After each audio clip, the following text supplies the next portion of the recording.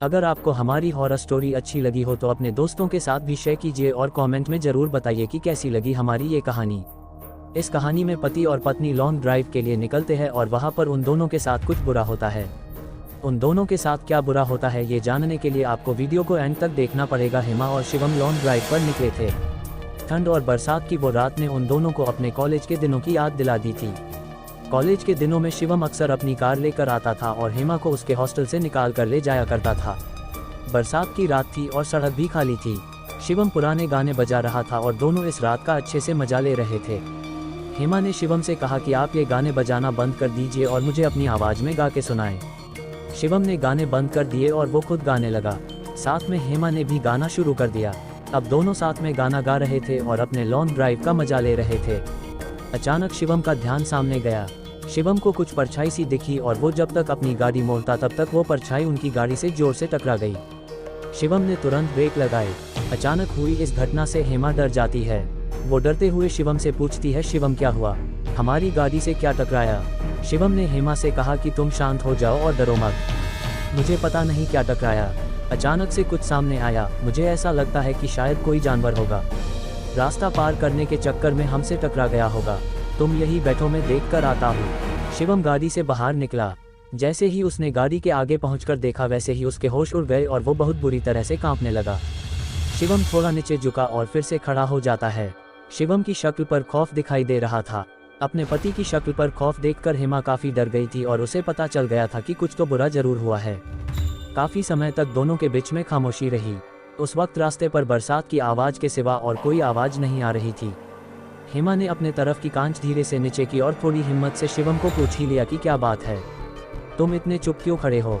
शिवम ये सुनते ही हेमा के पास आया और बोला कि हेमा बहुत बुरा हो गया। हेमा बोली, आखिर क्या हुआ है? शिवम बोला, मैंने एक इंसान को कुचल दिया है। हेमा चिल्लाते हुए बोली, क्या? तो क्या वह जिंदा है? हमें उसे अस्पताल ले जाना चाहिए। शिवम बोला, अफसोस गाड़ी की टक्कर से वो मर गया। मैंने उसकी नब्ज देखी, वह बंद पड़ गई है, उसे अस्पताल ले जाने का कोई फायदा नहीं है। हेमा चिंता भरे आवाज में बोली, तो अब हम क्या करेंगे शिवम? पुलिस को फ़ोन करे, उन्हें सब बता दे। शिवम ने हेमा से कहा कि अगर हमने ये बात पुलिस को बता दी कि वो हमारे सामने अचानक आ गया था और उसकी मौत हो गई तो पुलिस आसानी ने नहीं मानेगी। मुझे नहीं लगता कि ये बात पुलिस को बताने से आसानी से निपटेगी। पुलिस इस केस को सीधा ड्राइविंग में लापरवाही बताएगी और अगर इसके परिवार वाले हुए तो वो भी हमसे पैसे निकालने की पूरी कोशिश करेंगे। बरसों कोर्ट के चक्कर लगेंगे और पैसे जाएंगे वो अलग। मेरे एक दोस्त के साथ भी ऐसा ही हुआ था। हेमा ने पूछा, तो अब हम क्या करेंगे? शिवम ने कहा कि हमें जल्द से जल्द इस लाश को ठिकाने लगाना होगा। हेमा ने शिवम से कहा कि अगर पुलिस हमें इसे ठिकाने लगाते हुए देख लेगी तो हम बहुत बुरी तरह फंस जाएंगे। शिवम ने हेमा से कहा, तो फिर अब क्या करें? इसकी लाश को यही छोड़ देते हैं। अगर पुलिस को कोई सुराग मिल गया हमारे खिलाफ तो क्या करेंगे? रुको, मुझे एक आइडिया आया है। हेमा ने कहा, जल्दी बताओ, तुम्हें क्या आइडिया आया है? शिवम ने कहा कि बारिश हो रही है इसलिए इस गाड़ी के टायर के निशान गायब हो जाएंगे, इस व्यक्ति के खून के निशान भी गायब हो जाएंगे और कोई सुराग भी नहीं मिलेगा। हम ऐसा करते हैं कि इस लाश को कहीं दूर ले जाकर डाल देंगे।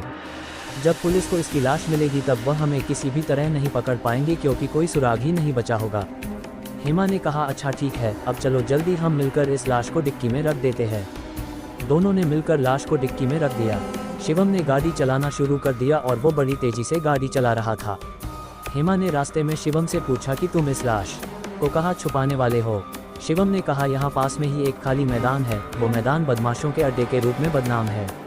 अगर हमने वहाँ पर इसकी लाश फेंक दी तो पुलिस ऐसा ही सोचेगी कि किसी बदमाश ने ही इसकी हत्या कर दी होगी। हेमा ने कहा, अच्छा ठीक है।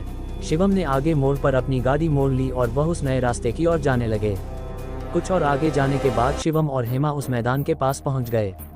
लेकिन वहां पर पहुंचते हुए ही शिवम ने सामने देखकर बोला कि ओह शिट, सामने ही पुलिस की 2 गाड़ियां खड़ी थी। हेमा ने शिवम से कहा, अब क्या करेंगे?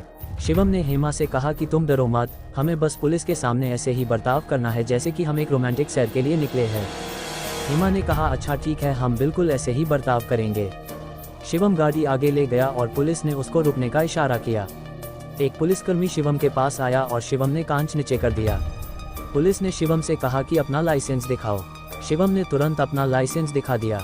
पुलिस ने शिवम से पूछा, ये कौन है? आपकी पत्नी। इतनी रात यहाँ क्या कर रहे हो? तुम्हें पता नहीं है कि ये जगह खतरनाक है? अपने डर को हंसी के जरिए छुपाते हुए शिवम ने पुलिस से कहा कि जी ये मेरी पत्नी है, ये है इनका आईडी, हम दोनों लॉन्ग ड्राइव के लिए निकले थे, मुझे लगता है कि मैंने गलत टर्न ले लिया। पुलिसकर्मी ने कहा अच्छा ठीक है, पर ये दोबारा मत आना, चलो अब तुम्हारी डिक्की खोलकर बताओ। शिवम ने चौंकते हुए कहा सर डिक्की, पर क्यों? पुलिस वाले ने कड़क आवाज में कहा कि हमें जानकारी मिली है कि कुछ तस्कर यहीं से अपना माल ले जाने वाले हैं, हमें जांच तो करनी पड़ेगी, चलो गाड़ी की डिक्की खोलो। ये सुनकर हेमा और शिवम के पसीने छूट रहे थे। शिवम चाबी लेकर गाड़ी से उतर गया। हवलदार टॉर्च लेकर खड़े थे।